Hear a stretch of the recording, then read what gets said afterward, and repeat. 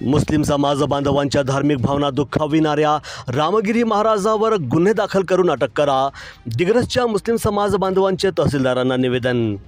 नाशिकच्या सिन्नर तालुक्यातील पंचाळे गावामध्ये प्रवचनाच्या दरम्यान रामगिरी महाराजाने प्रेषित मोहम्मद पैगंबर सल्लल्लाहु अलैहि वसल्लम यांच्याबद्दल तसेच मुस्लिम धर्माविषयी वादग्रस्त वक्तव्य केले होते। रामगिरी महाराज याच्या वक्तव्यामुळे देशातील मुस्लिम समाज बांधवांच्या धार्मिक भावना दुखावल्या गेल्या।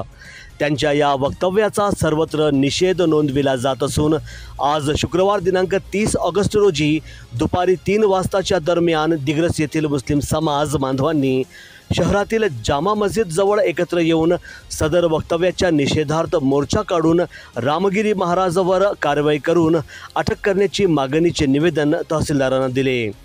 आज शुक्रवारच्या नमाजनंतर मुस्लिम समाज बांधवांनी जामा मस्जिद समोरून रामगिरी महाराजाने केलेल्या वक्तव्याच्या निषेधार्थ हातात फलक घेऊन सदर वक्तव्याचा निषेध नोंदविला।